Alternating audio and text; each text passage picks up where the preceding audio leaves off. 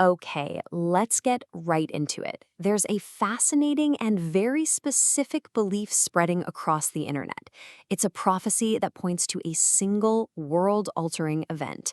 And this whole story is built on personal visions, scriptural interpretation, and really a profound sense of urgency. For a lot of people, the story starts right here, with this really startling claim from a man in South Africa named Joshua. He says he got this message directly from a divine source. And the reason for no World Cup isn't some canceled tournament.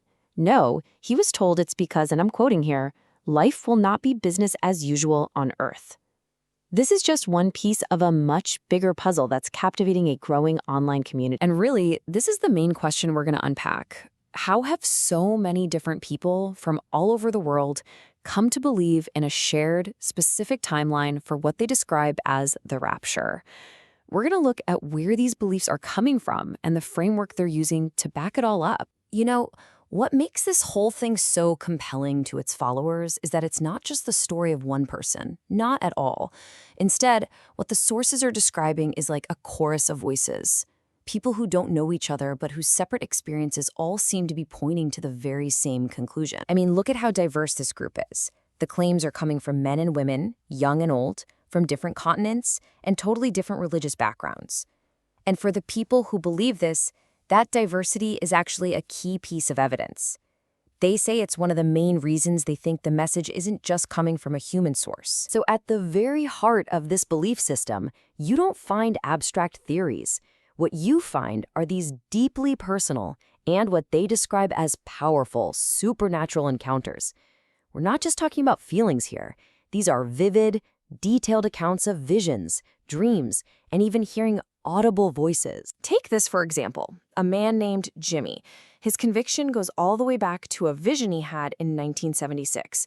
He was just a teenager. He says he was in a bright white room and heard a voice that, as he puts it, felt like the entire universe speaking. That experience, decades ago, really set the stage for what he believes was a more specific message later on. Then you've got the story of Hanan, a woman from Egypt who is a devout Muslim. She describes this absolutely terrifying dream she had of the rapture. She saw people just rising up into the sky. And for her, the most powerful feeling, as you can see in the quote, was the pure terror of being left behind. And this next one, it's one of the most striking testimonies. It comes from a nonverbal autistic boy. His mother says that he communicated a message he got from siblings he met in a vision. And here's the thing, siblings he couldn't have possibly known about. The message he brought back is right there. Sienna told him that Jesus is coming for us in September to take us home. Okay, so here's the crucial part. It's how all these different, very personal stories don't just share a common theme. They start to converge on a specific, appointed time. It's like you have a whole collection of individual clocks, and they all seem set to strike at the exact same hour. Across testimony after testimony, 1 year just keeps popping up again and again. Now look, lots of people have predicted dates in the past, right? But what proponents of this theory say is different this time is the sheer convergence of claims all pointing to 2025. This really lays out that convergence. You have Joshua, the man from South Africa, who says an open vision gave him the date September 23rd to 24th, 2025. Then there's Jimmy, who was told it would be in his 66th year, which, you guessed it, is 2025.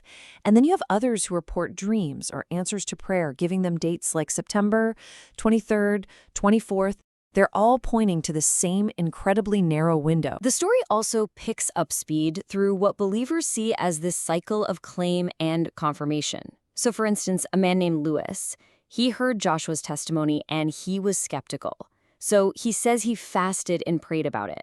And then he had this powerful encounter where he just heard the words September 23rd, 24th, repeated over and over. For him, that was it. Direct confirmation. Now, one of the most specific timelines comes straight from Joshua's account. He claims Jesus told him that from the moment Israel became a nation in 1948, which many evangelicals see as the fig tree generation from the Bible, there would be exactly 77 years to the Exodus.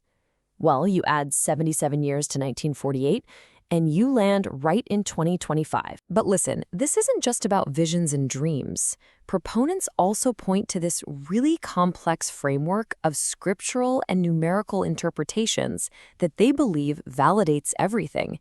They see it as decoding signs that have been, hidden in plain sight this whole time. So, the absolute center of this whole theory is a specific Jewish holiday, the Feast of Trumpets, also known as Rosh Hashanah. Because it starts on a new moon, its exact timing was historically uncertain, which led to it being called the feast where no one knows the day or hour. A lot of Christians believe it's the very next biblical feast that's going to be prophetically fulfilled by Jesus. And this right here is what many believers see as an absolutely stunning piece of evidence. The biblical command for the Feast of Trumpets is in the book of Leviticus, chapter 23, verses 23 and 24. Now get this, in 2025, the feast falls on September 23rd and 24th. The dates literally mirror the Bible verse numbers. Believers look at that and think, there's no way that's a coincidence. It has to be a divine sign. Then there's another layer to it. It involves gematria. That's a traditional Hebrew system where letters get assigned numerical values. Proponents claim that the Hebrew gematria value for the word rapture is 526. They connect that to May 26th, or 526. And they note that the 120 days between that date and September 23rd seems to echo the 120 years of grace given before Noah's flood. To top it off, they say the gematria for Feast of Trumpets is 923, which mirrors the date 923. So, for the people who believe this, it's not some abstract prediction or a number scheme. Not at all. It's a catalyst. It's a belief that has these profound personal and global implications, and it demands immediate, life-altering action from them. The messages aren't just about a date. As Lewis recounted from his experience, they carry this consistent theme of impending judgment and this incredible urgency. This isn't presented as some happy prediction. It's meant as a very solemn warning. And across all these different testimonies, you see these core messages repeated, which creates this unified, urgent call to action. It's really a message of a final warning, a call to repent, and an expression of God's pain over a world that they believe has turned its back on him. And you can see that this belief is a really powerful motivator. One woman, a convert from Buddhism, shared that after she learned about these prophecies, she finally got the courage to preach to her mother for the very first time. You see, for believers like her, the stakes feel deeply, deeply personal. In the end, whether you believe these claims or not, the phenomenon itself raises a really compelling question for our time.